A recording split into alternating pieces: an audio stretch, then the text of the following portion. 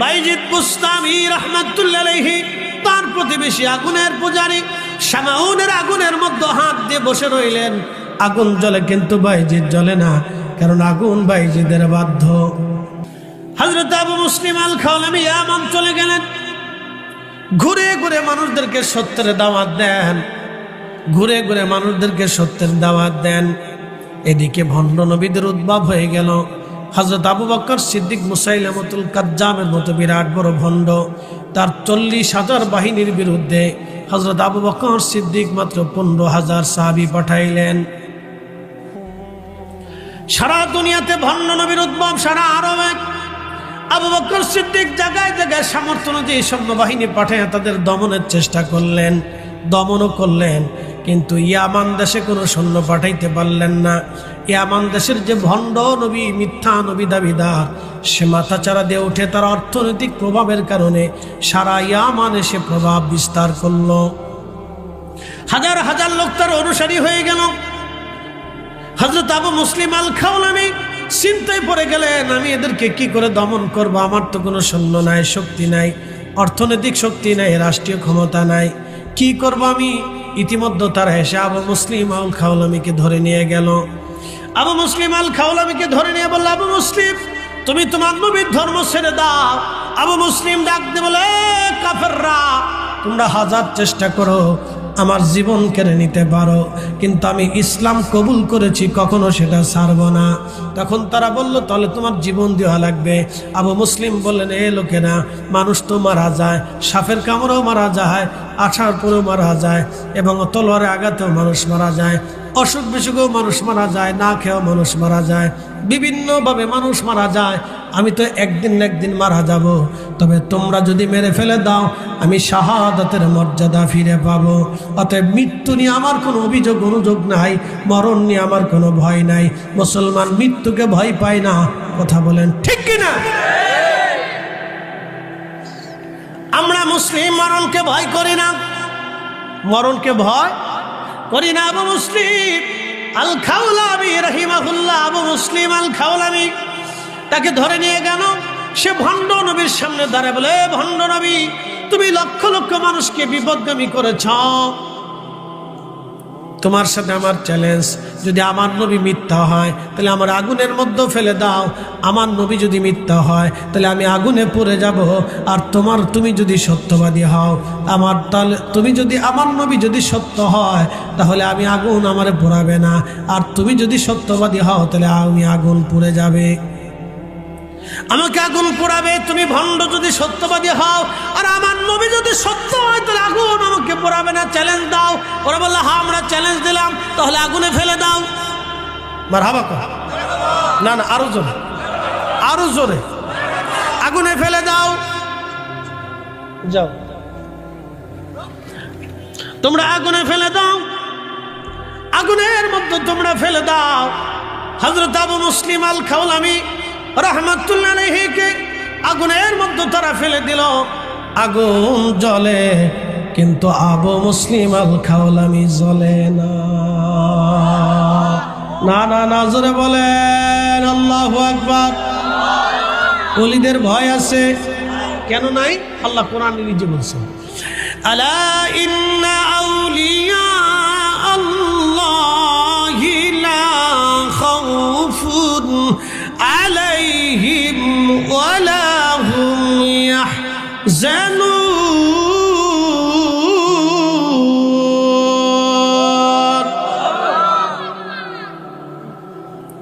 রব্বুল আলামিন বললেন, সাবধান সাবধান, আমার ওলি যারা, তাদের কোনো চিন্তা নাই, তাদের কোনো ভয় নাই, তারা ভয়ও পাবে না, চিন্তাগ্রস্ত হবে না, তারা ভয়ও পাবে না, তারা চিন্তাগ্রস্ত হবে না, ভয়ও পাবে না, চিন্তাগ্রস্ত হবে না।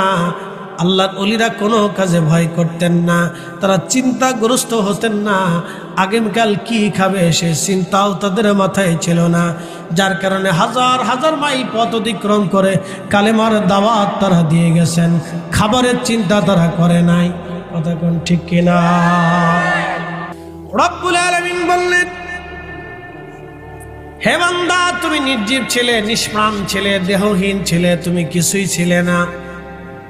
আমি তোমাকে অস্তিত্ব দিলাম, ফাহিয়াকুম জীবন দিলাম, আমি তোমার জীবন দিলাম। নবীজি বলেন আমার উম্মতেরা শোনো, সুম্মা জাআলা নাসলাহু মিন সুলালাতিন মিন মাইন মাহিন। একজন পুরুষ এবং একজন নারীর শরীর থেকে নির্গত নির্যাস একটা পানি থেকে আমি তোমাদের বংশের বিস্তার করলাম আমি আল্লাহ। তোমরা আমাকে কি করে অস্বীকার করো, আমাকে তোমরা কি করে অস্বীকার করো যে আমি রব নাই, আমি রবের বিধানকে তোমরা কি করে অস্বীকার করো। তুমি কেন নামাজে আসো না, তুমি কেন রোজা মানো না, তুমি কেন হজ মানো না, জাকাত মানো না, হালাল হারাম মানো না। ও বান্দা তুমি বলো কে তোমাকে অস্বীকার করাইলো। ইয়া আইয়ুহাল ইনসান, হে মানব জাতি, আল্লাহ বলেন হে মানুষেরা, হে মানব জাতি, মা গররাকা বিরাব্বিকাল কারীম, বলো কে তোমাকে আমি আল্লাহ থেকে জুদা করে দিল। হে মানব জাতি তুমি বলো কে তোমাকে আমি আল্লাহ থেকে জুদা করে দিল, কে তোমাকে আমি আল্লাহ থেকে জুদা করলো। বলো আল্লাযী খালাকাকা, যিনি তোমাকে সৃষ্টি করলেন, ফাসাওয়াকা, তোমাকে সুবিন্যস্ত করলেন, ফাআদালাক, এবং তোমাকে সুঠাম করলেন, শক্তিশালী করলেন। আচ্ছা বলেন তো চোখের পাওয়ারটা কে দিয়েছে? যদি চোখ নষ্ট হয়ে যায়, পৃথিবীর সব জ্ঞান আর বিজ্ঞানকে এক জায়গায় আসতে বলেন। যদি চোখ নষ্ট হয়ে যায়, পৃথিবীর সমস্ত জ্ঞান আর বিজ্ঞান এক জায়গা হলে আল্লাহর দেওয়া তৈরি করে একটা চোখের মতো চোখ কি বানাই দিতে পারবে? আর না, আর সম্ভব না। আল্লাহর দেওয়া চোখের মতো চোখ আর বানাই দিতে পারবে না। হযরত কাতাদা রাদিয়াল্লাহু আনহু কোন এক যুদ্ধে তেনার একটা চোখ বের হয়ে গেল। কি বের হয়ে গেল? শত্রুর আঘাতে, শত্রুর বর্ষার আঘাতে চোখে আঘাত লাগার কারণে একটা চোখ তিনার বের হয়ে রগের সাথে ঝুলে রইল। সেই চোখখানা হাতে করে ধরে নিয়ে আল্লাহর নবীর সামনে যা বলেন, ইয়া রাসূলুল্লাহ, আমার চোখটা বের হয়ে গেছে, চোখে যদি না দেখি যুদ্ধ করা যাবে না। নবী গো, আমার চোখ বের হয়ে গেছে। আল্লাহর নবী পবিত্র হাতখানা দিয়ে চোখের মধ্যে চোখখানা বসাই দিয়ে আল্লাহর নবী থুতু নিক্ষেপ করলেন। সাথে সাথে চোখ এত সুন্দর হয়ে গেল, এত চমৎকার চোখ হয়ে গেল, মনে হলো কখনো তার চোখে কখনো আঘাত লাগে নাই। একবার জোরে বলা যাবে আল্লাহু আকবার। সে আরো 20-30 বছর পৃথিবীতে বেঁচে ছিল। মারহাবা বলবেন। সে আরো 20-30 বছর পৃথিবীতে বেঁচে ছিল, আরো 20-30 বছর পৃথিবীতে সে বেঁচে ছিল, আরো 20-30 বছর পৃথিবীতে বেঁচে ছিল। আল্লাহর নবী তার চোখ লাগিয়ে দিলেন, চোখে থুতু নিক্ষেপ করলেন, চোখ ভালো হয়ে গেল। আরেক সাহাবীর হাত কেটে গেল, প্রিয় নবীর কাছে হাতখানা ধরে নিয়ে বলেন, ইয়া রাসূলুল্লাহ, আমার হাত কেটে গেছে, এই হাত যদি না থেকে যুদ্ধ করব কেমনে? আল্লাহর নবী তার হাতখানা হাতের স্থানে বসাই দিয়ে থুতু নিক্ষেপ করলেন। সাথে সাথে আমার রব, আমার আল্লাহ হাতের জোড়া লাগাই দিলেন। মনে হলো আগের চেয়েও হাত অনেক ভালো, শক্তিশালী। একবার জোরে বলা যাবে কি মারহাবা। হাজার হাজার মানুষ আনন্দ মিছিল করে মিশরের নীল নদের পারে নিয়ে যাচ্ছে। সংবাদ আসলো সেনাপতির কাছে, সেনাপতি মিশরীদের ধর্ম বিশ্বাস অনুযায়ী তার একটা কুমারী নারীকে নীল নদে জবাই দিবে। রক্তগুলি গড়াইয়া নীল নদের ভিতরে পড়ার পরে নীল নদে জোয়ার আসবে। আপনি তাড়াতাড়ি যান, না হলে একটা বৃথা একটা মানুষের জীবন চলে যাবে। ঠিক তখনই আমর ইবনুল আস সৈন্যবাহিনী নিয়ে দৌড়াইয়া, ঘোড়া চালায়া, দাবড়াইয়া নীল নদের পারে চলে গেলেন। তলোয়ার বের করে বলেন, এ মিশরবাসী, মিথ্যা ধর্ম বিশ্বাসে যদি একটা কুমারী নারীর জীবন চলে যায় আজ, তাহলে আমি বললাম তোমাদের দেহ থেকে মাথা বিচ্ছিন্ন করব। সাবধান, এই মেয়েকে হত্যা করা যাবে না, এই মেয়েটাকে হত্যা করে যাবে না। এ মিশরবাসী, যদি তোমরা এই মেয়েটাকে তাহলে আমার আমর ইবনুল আস তোমাদের দেহ থেকে মাথা ফেলে দেব। আল্লাহু আকবার। না না, আরো জোরে বলে। ইসলামের বিধান হচ্ছে কত বিয়ে ভেঙে গেল, কত সংসার নষ্ট হলো, কত মেয়ের জীবন নষ্ট হলো, কত ছেলের জীবন নষ্ট হয়ে গেল, কত আত্মীয়তা বিচ্ছিন্ন হলো শুধু খাবার নিয়ে মারামারি, তর্ক বিতর্ক করে মারামারি হয়। মারামারি কিন্তু বড় কাজে মারামারি লাগে না, ছোট কাজ নিয়ে মারামারি শুরু হয়। আমার ফরিদপুরে দেখলাম সিঙ্গারা নিয়ে মারামারি শুরু হলো। সিঙ্গারার দাম কত? 10 টাকা নয় 5 টাকা। 10 টাকা সিঙ্গারা নিয়ে যখন মারামারি হলো, দুইজনের মারামারি হয়। এই মারামারিতে সারা শহরে মারামারি চললো। যে যারে পিড়ে পারে হে আরে পিড়ায়, কি এর লাগে মারে কেউ জানে না। এটা বলি আবু মুসলিম আগুন জ্বলে, আবু মুসলিম জ্বলে, লক্ষ লক্ষ মানুষ এটার সাক্ষী। প্রসিদ্ধ ঘটনা ইসলামের ভিতরে, তারিখের কিতাবে, শত শত তারিখের কিতাবে তার জীবনের ঘটনা আসছে। একসাথে বলবেন আল্লাহু আকবার। শত শত তারিখের কিতাবে, তারিখ হচ্ছে ইতিহাসের কিতাবে, তার জীবনের ঘটনা আসছে। বলেন আগুন জ্বলে, আবু মুসলিম জ্বলে। একসাথে বলবেন মারহাবা। এখন প্রশ্ন, আগুনের ভিতরে কি অক্সিজেন থাকে? জোরে বলেন, আগুনের ভিতরে কি অক্সিজেন থাকে? না, আগুন জ্বালিয়ে পুড়িয়ে ভস্ম করে দেয়, সের ভিতরে অক্সিজেন থাকে না। তাহলে আবু মুসলিম ঘন্টার পর ঘন্টা আগুনের ভিতরে কিভাবে রইল? রাখছে কে? আগুন বানাইছে কে? আবু মুসলিম যে অলি বানাইছে কে? আল্লাহ। নিরাপত্তাকে আমরা দিব না আল্লাহ দিব? আল্লাহ যেটা কোরআনে বলছে, আল্লাহর ওয়াদা ঠিক আছে কিনা, বাস্তবে পরিণত হয়েছে কিনা? এখন আপনি বিশ্বাস করলেও ওকে, না করলেও ওকে। কেন? এটা বিশ্বাসের ব্যাপার। কথা ঠিক আছে না ভাই? এটা কিসের ব্যাপার? বিশ্বাসের ব্যাপার। পৃথিবী বিশ্বাসের উপর প্রতিষ্ঠিত। তা না হলে বাবা সন্তান বিশ্বাস করতো না, সন্তান বাবাকে বিশ্বাস করতো না। মা সন্তানকে বিশ্বাস করে, নতুবা সন্তানের গলা টিপে মা মেরে ফেলে দিত। নাহলে পৃথিবীর কোন নারী সন্তানই নিত না। বিশ্বাসের উপর পৃথিবী চলে। আপনারা বিশ্বাস করে আমাকে দাওয়াত দিয়েছেন, জানেন হুজুর আসবে। কথা ঠিক আছে না ভাই?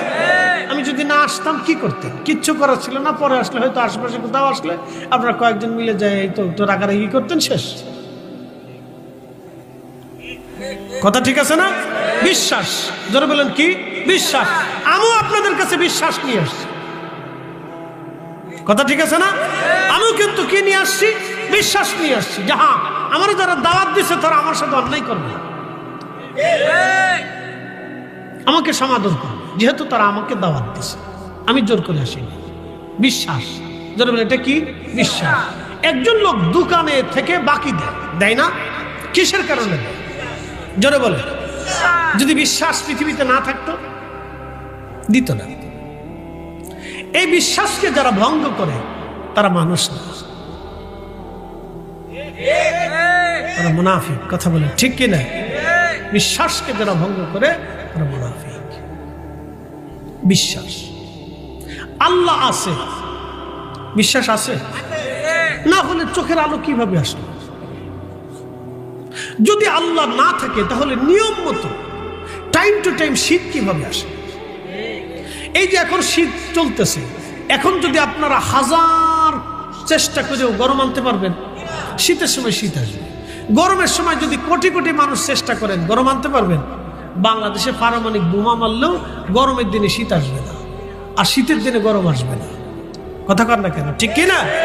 ডাইকে 6টা ঋতু আমরা বানাইছি না আল্লাহ দিছে? বর্ষাকালে বৃষ্টি কে দেয়? আল্লাহ দেয়। আমাদের চা লাগে না, তেমনি আল্লাহ দেয়। এই একই পানির ভিতরে শত কোয়ালিটির মাছ কে দিল? আমরা পারছি? বাংলাদেশ সরকার কোনোদিন মাছের খাবার দিছে? প্রজনের জন্য কি তারা বাংলাদেশ সরকারে কি বীজ বপন করছে? না না, আল্লাহ দিছে। কোটি কোটি মাছ আল্লাহ দিচ্ছে, আপনার প্রতিনিয়ত বাজার থেকে কিনে কিনে খাচ্ছেন। কত রসের, কত মজার মজার মাছ। সিলেটে আসলে বা বাক্কা মজার মাছ খাওয়া যায় না,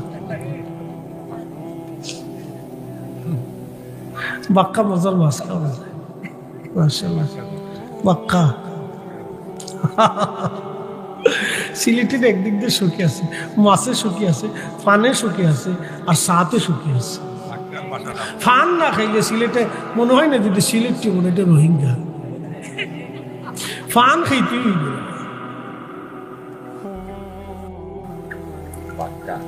প্রিয় উপস্থিতি আমার হাজিরিন, খুব মনোযোগ দিবেন। প্রিয় বন্ধু আমার, বুঝার চেষ্টা করেন হাজিরিন। আল্লাহ আমাদের বুঝার তৌফিক দান করুন, বলেন আমিন। এই বৃষ্টি আল্লাহ টাইম টু টাইম দিলেন, গরমও টাইম টু টাইম আসবে, আমের গাছের ফলও টাইম মতো আসবে। কি কথা কর না কেন? জাম গাছের ফলটাও টাইম মতো আসবে, কাঁঠাল গাছের ফলটাও টাইম মতো আসবে। আল্লাহ যখন দিবে তখনই আসবে। হাজার চেষ্টা করলে 1 মাস আগে আপনি আম আনাইতে পারবেন না। বলেন, সৃষ্টি কি আমাদের আইনে চলে না আল্লাহর আইনে? আল্লাহর আইনে। জোরে বলেন আল্লাহু আকবার। কার আইনে? আল্লাহর আইনে চলে। আমার দিকে তাকান। এই কাঠে কাঠে ঘষণ দিলে কি আগুন আসবে? আগুন কি এখন দেখা যায়? কিন্তু এখানে এই ব্যাসলাইট ঘ্যাসলাইট জ্বালা দিলে আগুন আসবে। তাহলে আগুন কি ছিল? অদৃশ্য। এখন কি হলো? দৃশ্য হলো। শুধু দৃশ্য হয় নাই, সে জ্বালিয়ে পুড়িয়ে দিল। এখানেই আগুন আছে, কিন্তু আমি ধরতে পারতেছি না। যদি লোহায় লোহায় ঘর্ষণ করে তো আগুন বের হয়ে আসবে, কিন্তু আগুন এখানেই আছে, আমি দেখতেছি। তাহলে আগুন আপনি লুকানো আছে, আগুন দেখেন না, তো আল্লাহ দেখতেছেন কেন? আপনার ভিতরে যে রুহু আছে, আপনি জীবনে তাকে কোনোদিন দেখেন নাই। এই চোখ দিয়ে আপনি রুহু দেখেন নাই, তো রুহুটাই দেখতে পারলেন না, তো আল্লাহ কি করে দেখতে চান? আচ্ছা, এখন আরো প্রশ্ন করি। রুহু যখন বের হয়, রুহু যে চলে যায়, এটা তো সত্য। কি কথা কর না কেন? রুহু যায় না, দেহ যায়। তো রুহু যে বের হয়ে গেল, বের হয়ে যাওয়ার পরে মানুষের ডেড বডি পড়ে রইল, তো বের হয়ে যে গেছে, এটা সত্য না? আচ্ছা, কেউ তো একজন তাকে নিয়ে গেছে, কথা ঠিক আছে না? তা কে নিল? আজরাইল নিল, তার নাম হচ্ছে মালাকুল মউত। কোরআনে বলছে, কুল ইন্নাল মাউতাল্লাযী তাফিরুনা মিনহু ফাইন্নাহু মুলাকীকুম।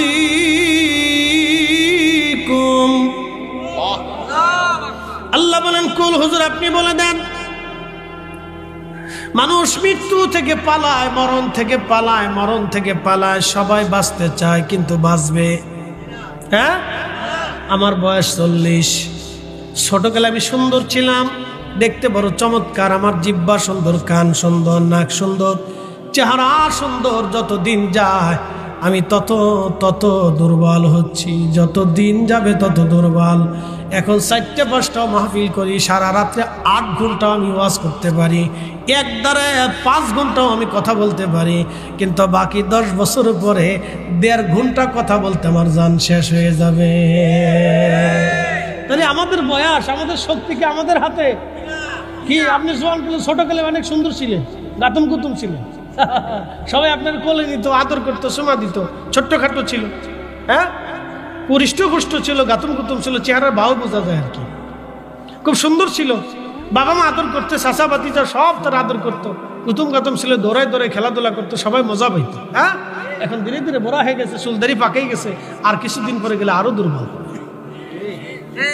তাহলে ওনার বয়স কি ওনার হাতে? আপনার হাতে আপনার বয়স?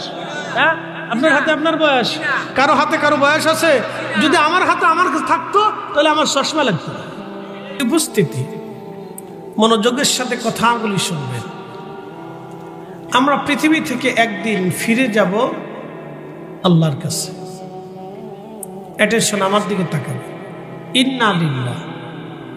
কোরআন শরীফে আমাদেরকে আল্লাহ একটা দোয়া শিক্ষা দিলেন, ইন্না লিল্লাহ, নিশ্চয় আমরা আল্লাহর জন্য। একসাথে বলি, কার জন্যে? আল্লাহর জন্য। ওয়া ইন্না ইলাইহি রাজিউন, আমরা আবার ফিরে যাব, প্রত্যাবর্তন করব আল্লাহর কাছে। এখন ফিরে যাওয়া কি, আমি আপনাকে ছোট্ট করে বুঝাই, মনোযোগ দিবেন। আমি ঢাকা থেকে আসছি, আবার ঢাকা ফিরে যাব।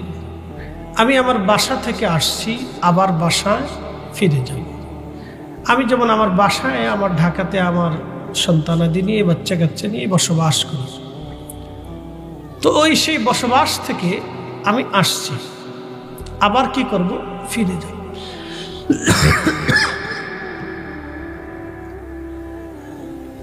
আমরা আবার ফিরে যাব।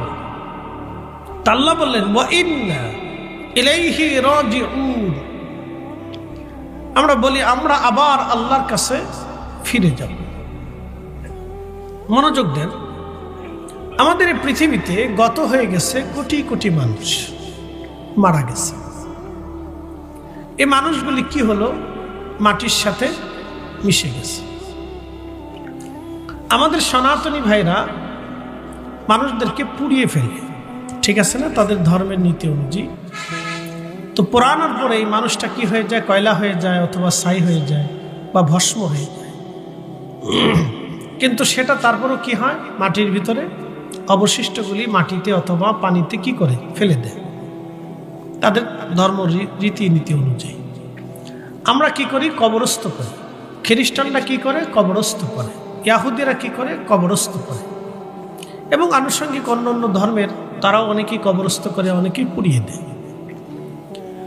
তো মনোযোগ দিবেন, আমাদের বডি পুরায়, কিন্তু রুহু কি পুরাইতে পারি?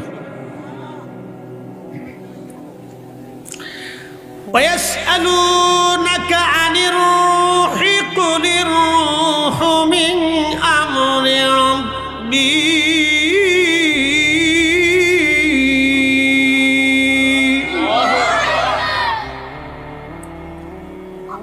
প্রিয় নবীজির কাছে মক্কার কুফাররা এসে, বিধর্মীরা এসে জিজ্ঞেস করলো, নবী রুহু কি বলেন তো?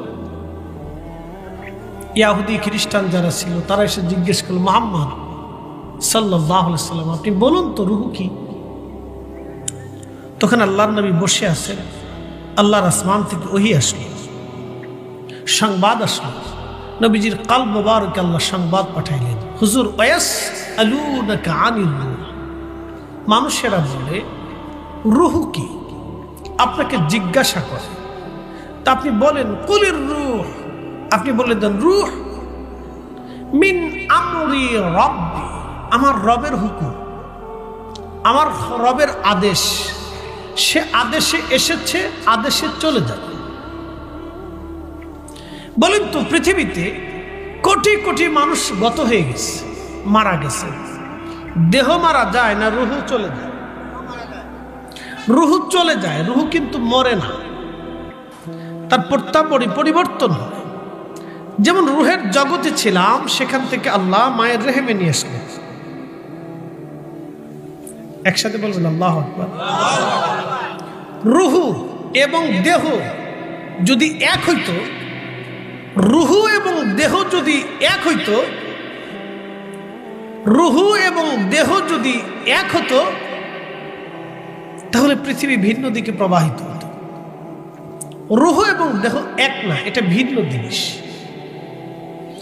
যদি রুহু এবং দেহ এক হতো, তাহলে রুহের সাথে দেহ চলে যেত। কথা ঠিক আছে না? রুহের সাথে দেহ কি হতো? চলে যেত। কিন্তু রুহু আলাদা, দেহ আলাদা। এই দেহের ভিতরে আল্লাহ রুহু প্রবেশ করে কতদিনে? মায়ের পেটের ভিতরে 120 দিনের মাথায়, 120 দিন। বলে এই কথা কে বলছে? এই কথা আল্লাহ রাসূল বলছে। আরো কে বলছে? আমার আল্লাহ বলছে। وَبَدَأَ خَلْقَ الْإِنسَانِ مِنْ طِينٍ,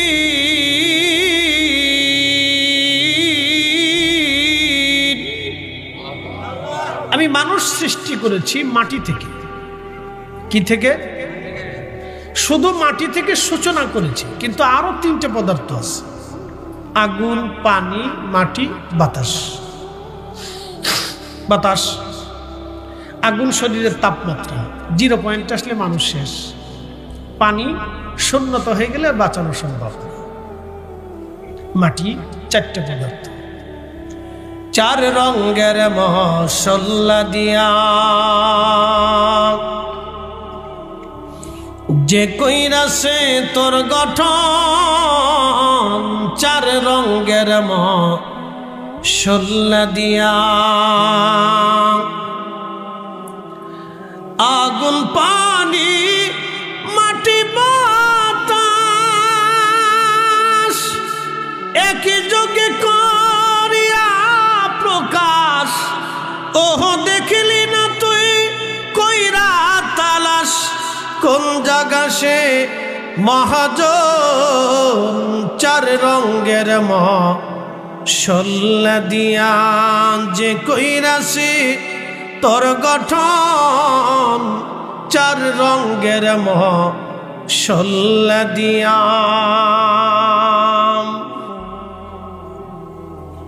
চারটে পদার্থ দিয়ে আল্লাহ আপনাকে বানাইলেন। আপনি কে বানাইছে আপনি তাকে খুঁজেন নেই।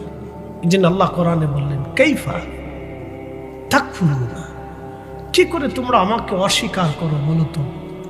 আমি রব নাই, তোমরা কেন অস্বীকার করো বলো? অকুনতুম আমওয়াতা, তুমি নির্জীব ছিলে, নিষ্প্রাণ ছিলে, অস্তিত্বহীন ছিলে, সৃষ্টিতে তোমার কোনো অস্তিত্ব ছিলই না। কথা তো সত্য। আমার বয়স 40, 45 বছর আগে এই পৃথিবীতে আমার কোনো অস্তিত্ব ছিল জোরে বলেন ছিল ছিল না। ফাহইয়াকুম, আমি তোমাদেরকে অস্তিত্ব দিয়েছি। কে দিয়েছে? আস্তে বলবেন না, একসাথে বলুন, কে দিয়েছে? আল্লাহ দিয়েছে। কাইফা তাকফুরুনা বিল্লাহি ওয়া কুনতুম আমওয়াতা,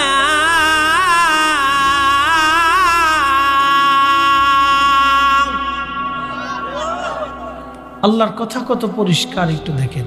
ফাহইয়াকুম, তোমাকে আমি জীবন দিছি, সুম্মা ইউমিতুকুম, আবার তোমার মৃত্যু দিয়ে দেব।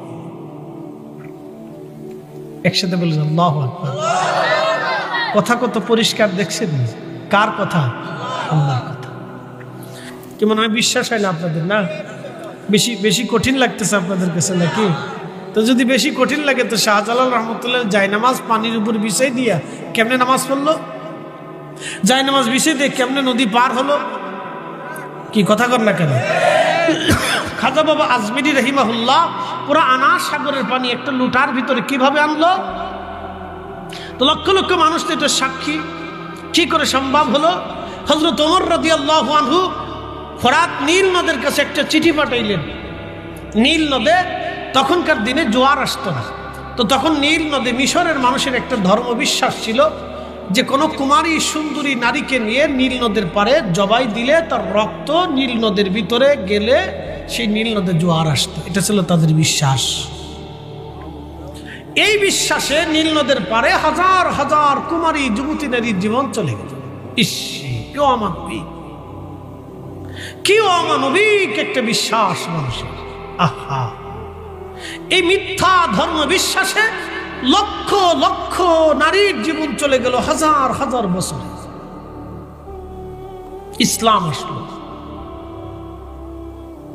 আমর ইবনুল আস মিশর দখল করলেন।